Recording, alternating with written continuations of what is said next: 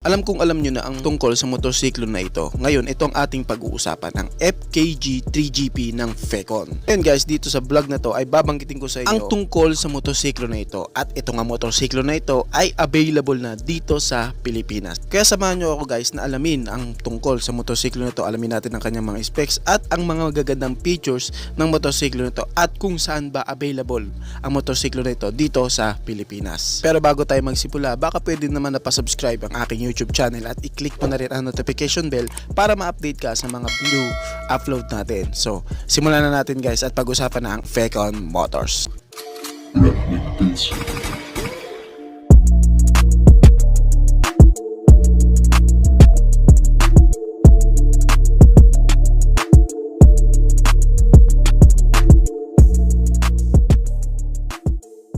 FKG 3GP. Kung di mo pa kilala ang brand na Fecon, pero dito sa vlog na to guys, bibigyan ko kayo ng konting idea may kinalaman kay Fecon. Pag-usapan natin ang kanyang konting history at kung kailan ito naitatag itong Fecon motorcycle.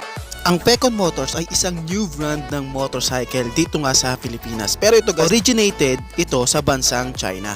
Ang Fecon Motors guys ay hindi na basta-basta kasi nga ito ay isa sa pinakamabilis na nag-grow na company sa China dahil nga sa ganda at kilala na ang brand nila. Dahil nga kilala na ang brand na Fecon Motors, kalat na nga ang mga unit nito sa Spain at sa Germany at ngayon dito sa Asia na kumakalat na nga rin ang kanilang mga bagong unit. Katulad dito sa Pilipinas, available na nga rin si Fecon Motors. At sa buong China, pang-apat nga sila sa isa sa pinakamalaking motorcycle industry sa China na nagpo-produce ng kalahating milyon guys, ibig sabihin 500,000 units kada taon na mga motorsiklo. Gaano karami yun? Ganun na nga kakilala ang Fecon Motors. Pero alam nyo ba guys na ang Fecon Motors ay nag-umpisang pumasok sa motorcycle industry noong 2005.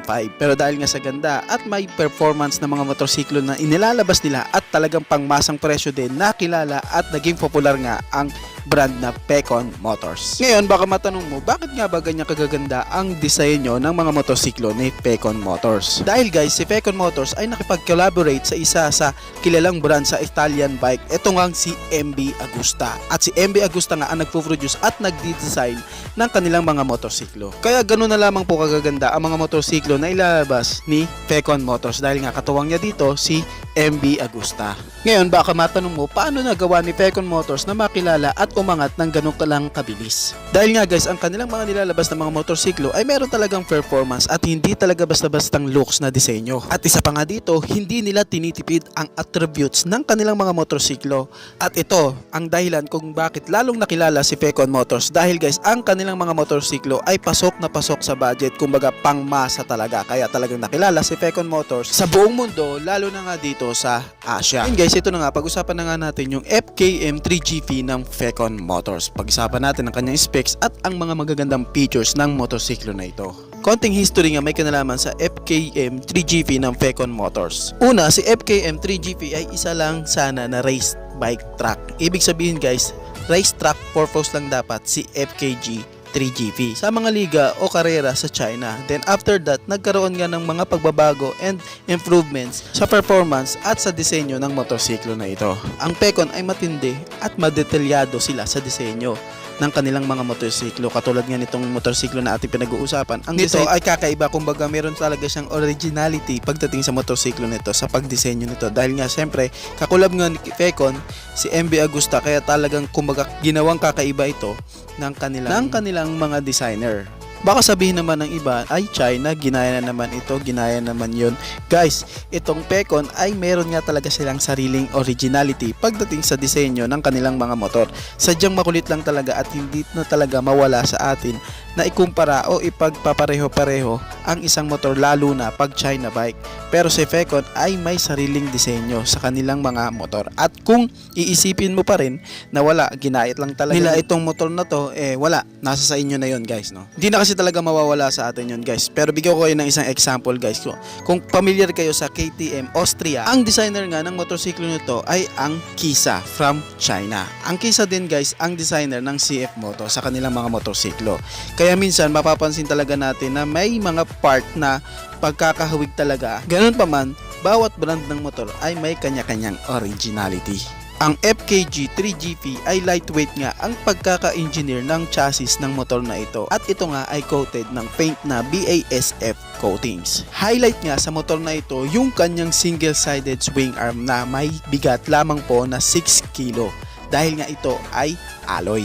Isa pa nga sa pinag-isipan dito ay yung kanyang underbelly exhaust na para lumitaw at mas lalong ma-appreciate yung kanyang single-sided swing arm. At itong motorsiklo na to guys ay rider friendly din dahil ito ay meron lamang pong seat height na 785mm na hindi lang pang lalaki, no. Kahit lady rider ay pwedeng dalhin. Sobrang ganda at unique din talaga ng itsura ng motorsiklo nito dahil nga sa kanyang fairings na naka carbon fiber na. Pero guys, I think ito ay may kaukulang dagdag na presyo kapag ito ang kinuha mo, yung naka carbon fiber. Syempre alam naman natin yung mga carbon is medyo pricey talaga yan. Pero kung kukunin mo yung variant na standard lang, I think yun ay medyo mababa lamang ang presyo. Ang tire size nga ng motorsiklo nito sa likuran ay naka 150 by 60 by 70 na at doon naman sa kanyang likuran ay naka 110 by 70 by 17 na.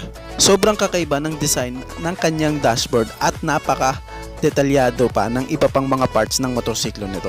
Meron siyang 293cc displacement at siya po ay naka single cylinder lamang. Hindi po siya katulad ng iba na naka dual cylinder. Siya po ay naka single cylinder lamang na kaya pong magbigay ng maximum power na 29 HP at 8,700 RPM at meron siyang maximum torque na 25 Nm of torque at 7,200 RPM at may kalakihan nga po din itong motorsiklo na ito, no. Katulad nga sa kanyang tangke guys, no, dahil ang kanyang fuel tank capacity ay meron nga po siyang 17 liters na fuel tank capacity. At isa pa sa magandang features ng motorsiklo nito ay naka dual ABS na po ang motorsiklo nito. Kumbaga dagdag pa po ito para sa kanyang safety features. And I think same sila ni CF Moto pagdating nga po sa kanyang performance. So, alam naman natin guys, no, na si Fecon ay hindi ganoon kataas magpresyo sa kanilang motorsiklo kaya maaasahan natin na mababa lang ang presyo ng motorsiklo nito. Ang presyo nga ng Fecon 3GP ay nagkakahalaga po ng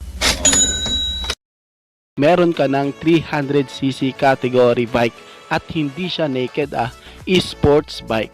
Sa presyo na yan guys, talagang masasabi mo na sulit na dahil alam naman natin na ang presyo niyan ay presyo lang ng mga ibang brand na motor na sports bike na small cc displacement, kaya talagang papatok ang FKM 3GP dito dahil sa halaga na yan tinalo niya pa sa presyo si CF Moto 300 SR. Magkano naman ang down payment? Ito guys is nagkakahalaga ng 77,500 pesos.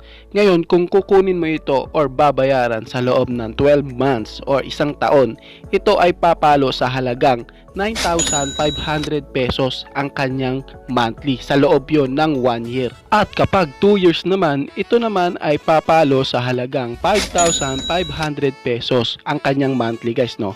At kapag kukunin nyo naman siya ng 3 taon, papalo naman ito sa halagang 4,500 pesos. Yun yung kanyang mga monthly guys. 1 year, 2 years, and 3 years. And syempre, meron siyang rebate. Ito guys ay nagkakahalaga nga po ng 1,000 pesos ang kanyang rebate guys. Ang rebate guys, yun yung updated kayo na nagbabayad. Talagang nakakawaw ang presyo ng motor na to. Doon ka ba sa mga 150cc category na sports bike o doon na lang sa 300cc? Syempre, madaming tanong ang papasok sa iyo dyan. If si FKM 3GP ang pipiliin mo, andyan yung tanong na paano ang pyesa niyan? Sirain ba yan? China bike kasi. Syempre, nasa kanya-kanyang opinion pa rin yan. Malamang if may mga kailangan tayo sa motor na to, maaasahan naman natin ang mga Fecon outlet and office nila dito sa Pinas. Hindi naman yan ilalabas dito sa Pilipinas na hindi sila handa. Available na nga ang motor na yan dito sa Pinas at kung saan man may Fecon outlet, pwede kayo magtungo sa kanila para makapag-inquire sa motor na to. Pero solid na para sa akin ang presyo nito. Masasabi kong hindi talaga tayo binigo ng Fecon kung ano yung pinakita nilang FKM 3GP na motor, ganun-ganun ang dumating dito sa Pilipinas. At sa presyo, di talaga mapagkakaila na pangmasa talaga. Overall guys, gustong-gusto ko nga talaga ang motorsiklo to, ang FKG 3GP ng Fecon. Nakakapang sana all na lang talaga kung sino mang tropa o kapwa rider ang magkakapag-avail ng motor na to. Bukod kasi sa ganda at angas ng motor na to, poging-pogi talaga ang datingan mo dito. Kayo guys, Anong masasabi nyo sa motor na to? Paki-comment naman ang inyong reaksyon. Maraming salamat po. Bago nga pala matapos ang video na to guys, baka pwede naman na pahingi ng isang like mula sa inyo. Maraming salamat guys. Sa tingin ko guys is dito ko na lamang po tatapusin ang ating vlog. I hope na nag-enjoy kayo sa aking hinandang video para sa inyo. Pinasisigla ko rin kayo guys no na i-subscribe ang aking YouTube channel. I-click mo na din ang notification bell para ma-update kayo sa mga susunod ko na i-upload. Maraming salamat guys. So dito ko na lang tatapusin guys. Ichi boy. Thank you!